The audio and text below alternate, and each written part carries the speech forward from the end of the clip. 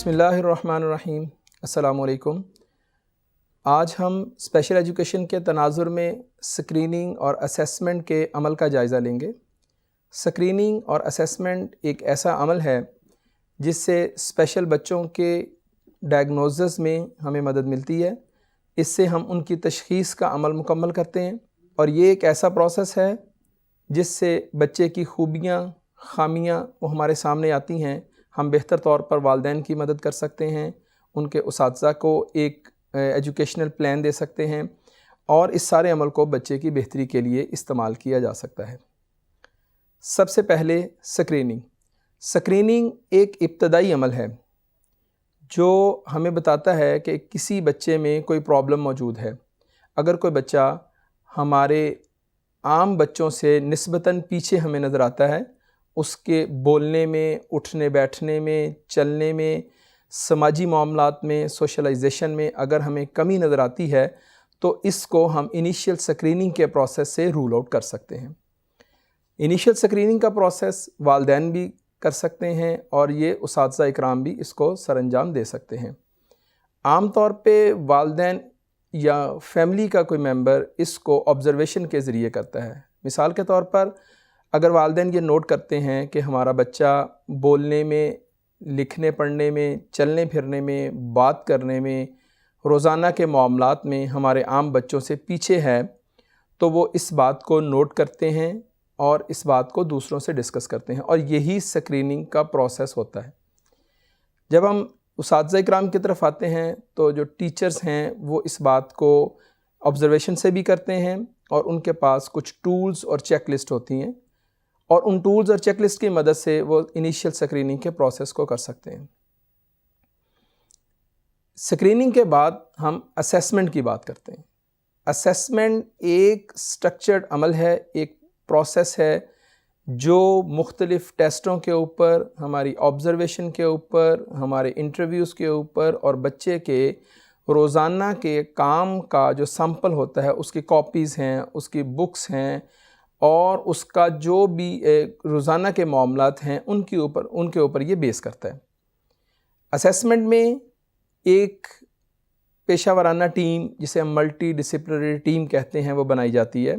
اس team کے کچھ ممبران ہوتے ہیں، جس میں والدین ہیں، جس میں اسکول کے ٹیچرز ہیں، ہیڈ ٹیچرز ہیں، پرنسپلز ہیں، اور اسپیشل ایجوکیشن کے تناظر میں اسپیچ تھراپسٹ ہیں، فزیو تھراپسٹ ہیں، سائیکالوجسٹ ہیں، اور وہ سارے لوگ جو بچے کے ساتھ روزمرہ معاملات کرتے ہیں، اس کو دیکھتے ہیں، اس کی کیئر کرتے ہیں۔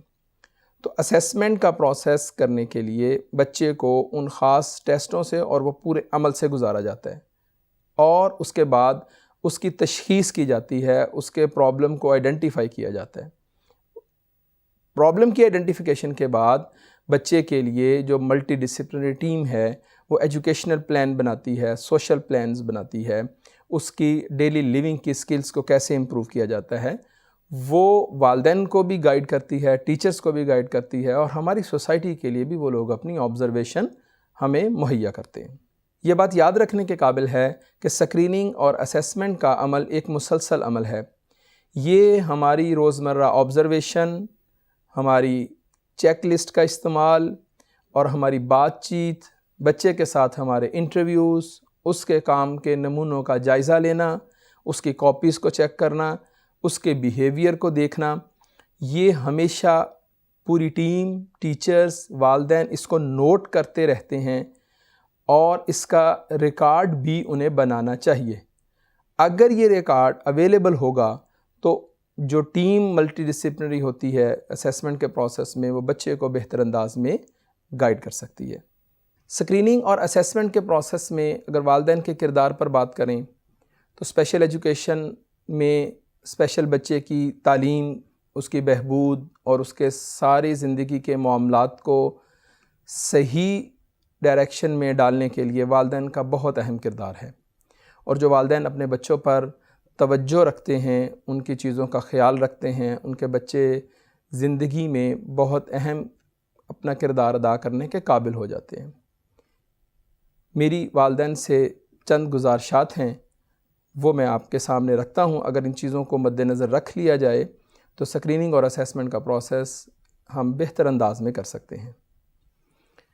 ان میں ابتدائی شناخت یا انیشیل اسکریننگ ہے، ڈیٹیلڈ اسیسمنٹ ہے، آپس میں تعاون اور آپس میں بات چیت ہے، بچے کے رائٹس کے اوپر بات ہے اور اس کے حقوق کے اوپر بات کریں گے ہم، آپس میں مسلسل تعاون اور نگرانی ہے، اور سب سے آخر میں ہم بات کریں گے کہ والدین اس سارے عمل میں اکیلے نہیں ہیں.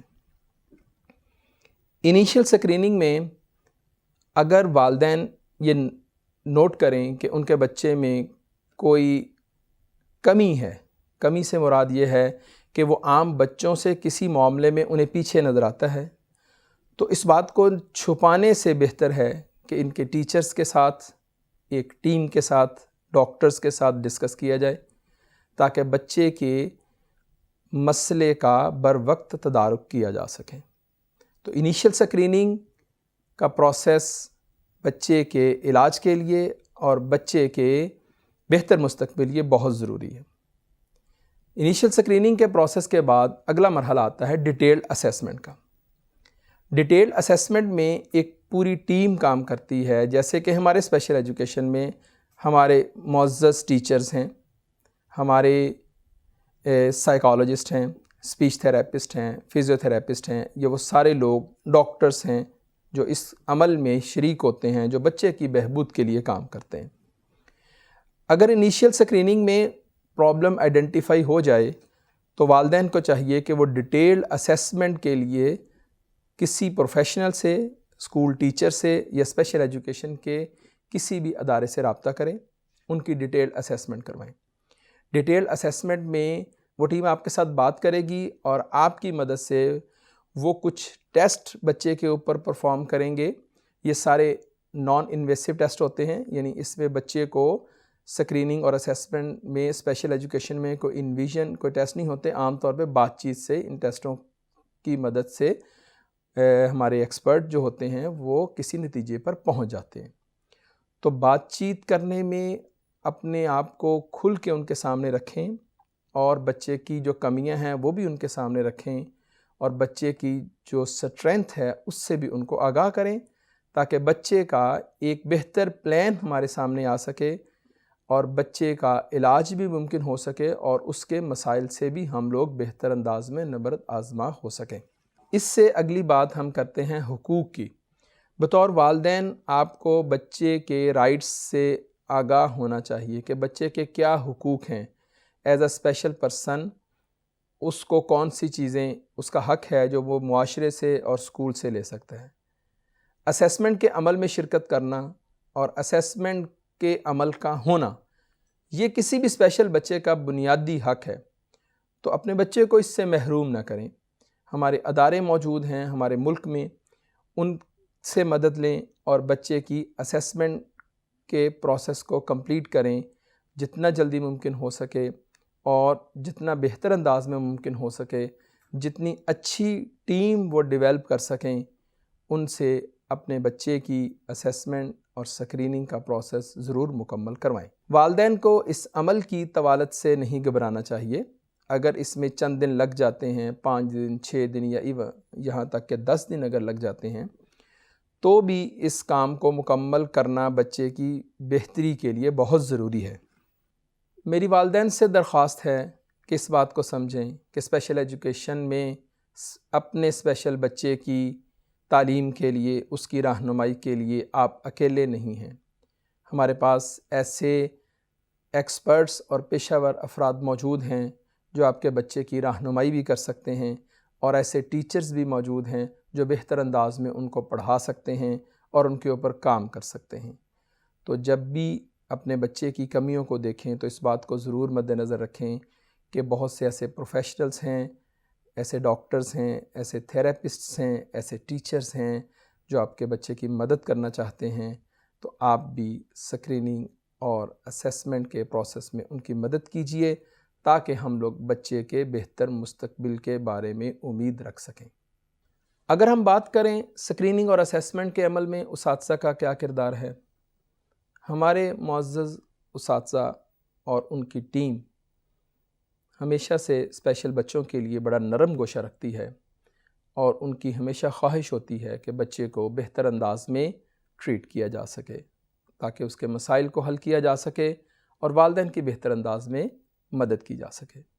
اسکریننگ اور اسیسمنٹ کے عمل کے متعلق میں اپنے معزز اساتذہ اکرام سے کچھ پوائنٹس ڈسکس کرنا چاہتا ہوں۔ ان میں سب سے پہلے ہے انیشیل اسکریننگ۔ ہماری کلاس میں ٹیچرز جب بھی کسی بچے کو کسی کمی کا شکار دیکھیں یا اس کو دوسرے بچوں سے پیچھے دیکھیں تو اس کو اگنور نہ کریں، اس کو اپنی نظر میں رکھیں اور اس کے اوپر انیشیل انٹرونشن، تھوڑا سا کام یا تھوڑا سا جو ان کا طریقہ کار ہے، طریقہ تدریس ہے، اس کو تھوڑا سا بدل کے دیکھیں۔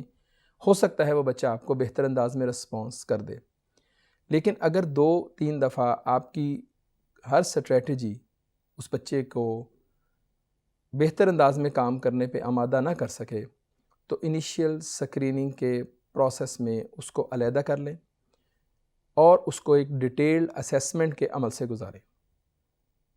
ہمارے اساتذہ اکرام جانتے ہیں کہ ڈیٹیلڈ اسیسمنٹ میں ایک پوری ٹیم بنتی ہے، کبھی بھی اس پہ کمپرومائز نہ کریں کہ ٹیم کا کوئی ممبر موجود نہ ہو یا اسیسمنٹ کا کوئی پہلو ان کی نظروں سے اوجھل ہو جائے۔ Educational assessment, psychological assessment, social behaviours, ساری ڈومینز کو ضرور مد نظر رکھیں، ڈیولپمنٹل مائل سٹونز کو ضرور مد نظر رکھیں، اسپیچ لینگویج کو ضرور دیکھیں، اور اسی طریقے سے سائیکوموٹر ڈومین کو بھی اپنی نظروں کے سامنے رکھیں اور ان کے ایکسپرٹس کو اس ٹیم کا حصہ بنائیں۔ ملٹی ڈسپلنری ٹیم آپ کی بہتر انداز میں مدد کرے گی، بچے کی بہتری کے لیے کام کرے گی اور والدین کے لیے بھی وہ بہت زیادہ مفید ثابت ہوگی۔